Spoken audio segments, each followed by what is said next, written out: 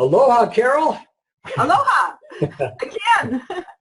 We met, what was it, 2 weeks ago, I think, in Hawaii at a conference both of us were attending. Yes. And we had a session. Yes, we did. And the issue was? Carol has been a lifelong victim in her own mind, and she had financial fears about the future. Yeah. Those two main issues. Yes, okay. All right. Now, we used optimal EFT. We didn't use any of the previous tapping forms that you may be familiar with. Correct.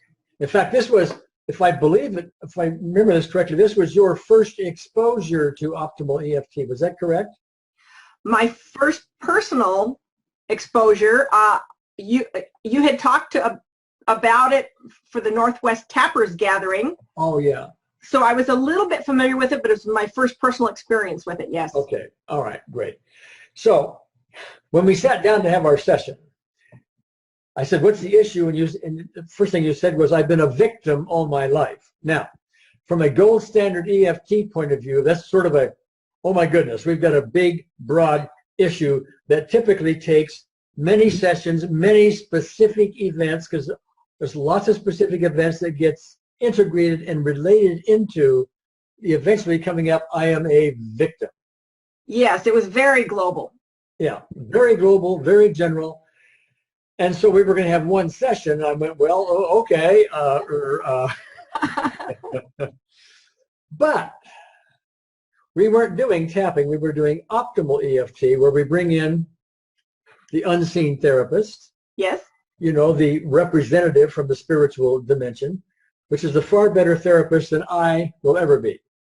Knows more about the process, knows more about what's going on with you, etc. And if I remember it right, this victim thing with you was almost perpetual, like it would show up maybe more than 10 times a day, some kind of thought, oh, I'm a victim, and your self-image gets beaten down and so on. I got that right? Yes, and in fact, if I wasn't thinking about me being the victim, I would project that other people were being a victim. Oh, even. Okay. Yeah. So it was, and it had been with me my entire life since I was a little girl. Okay, so in the process of this, and people are listening in, and it's a sort of educational.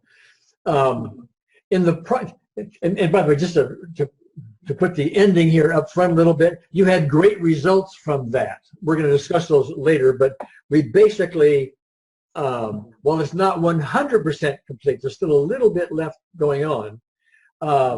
We pretty much kicked the center out of it. Would you say that's correct? Yes, very much so.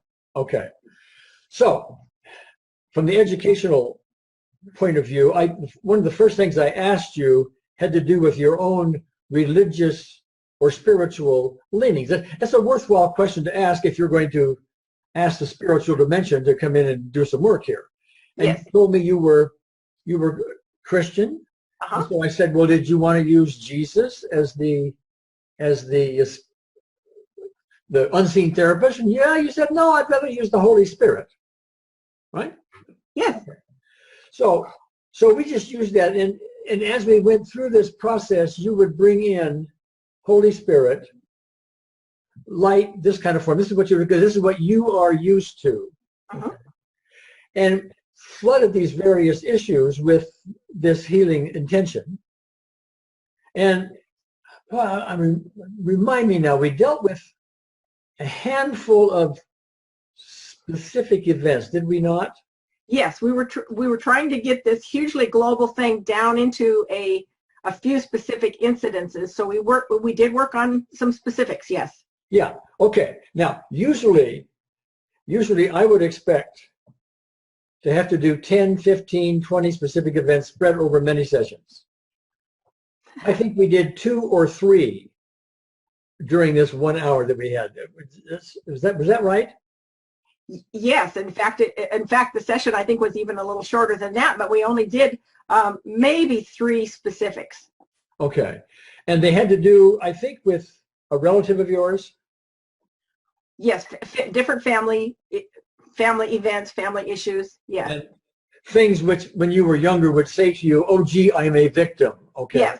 And so usually we've got to knock those down with tapping one at a time, etc. But I've seen this before, and I really want to let people know about this possibility, because it doesn't always happen, but it happens often enough. And in this case, those 2 or 3 events pretty much just spread all over the rest of them, knock them all down, mostly, to the point where I think you told me that now the idea of being a victim, instead of showing up 10 or more times a day, is like 2 times a day, and then it's very brief and goes.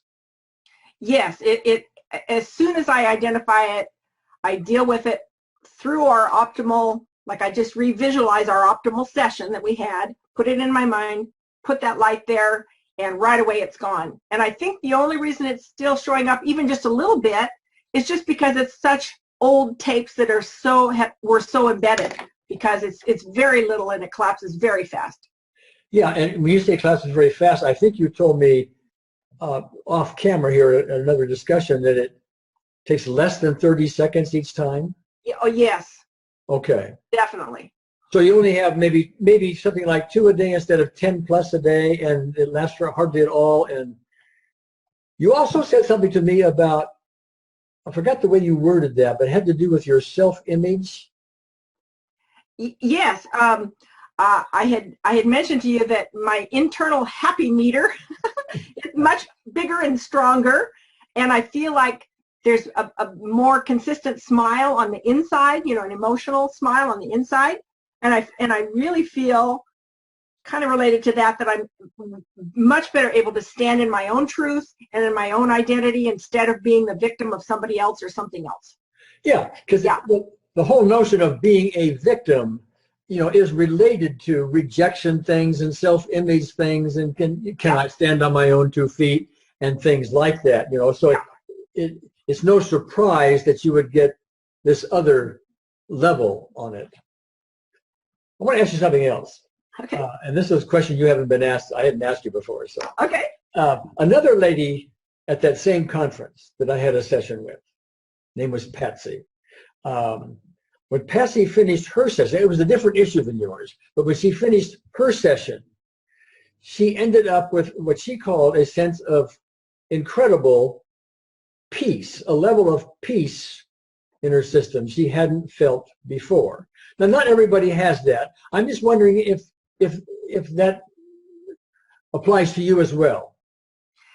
I think it does, in a little bit different terminology, because I was very positively stoked and I felt very elated, and I guess calm at the same time, but elated and happy.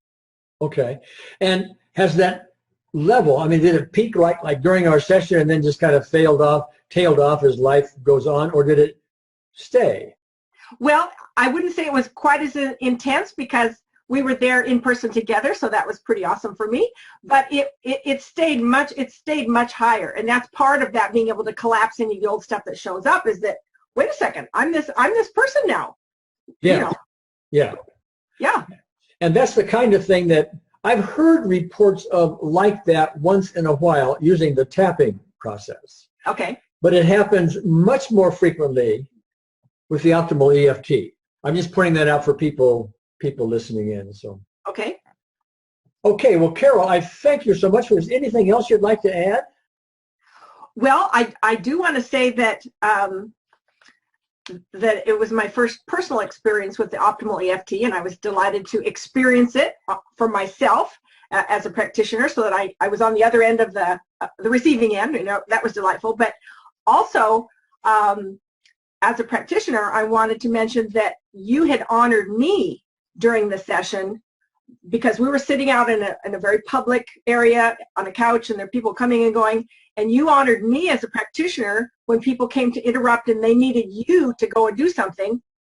3 times you said, no, I've committed to this session and I'm in it right now, I cannot do that. And then the next one to come. And to me, I was practically in tears that you were so honoring of me, the victim. You were so honoring of me, and and that you, I can't even describe it, the fact that you stayed focused on what we were doing and didn't, as a well-known international person, go off and do something, you know, that you honored our time together. And see, that was part of, I think, this healing for this victim mindset I had. That was just another part of it. Ah, okay. Well, that's good feedback. That's good feedback. I would not have left that session to save my soul, you know, unless there was like some earthquake or in Hawaii a volcano going off or something. Yes, yeah. But that's just part of proper delivery, you know, and so that's good input for, you know, there are therapists that are and healing practitioners that are listening in. So that's, you know, that's really good input for them as well. Okay, Carol, a big hug to you, a kiss for you. May you never again be a victim. Yes. Yes, for sure. Thank you so much. All right, bye now.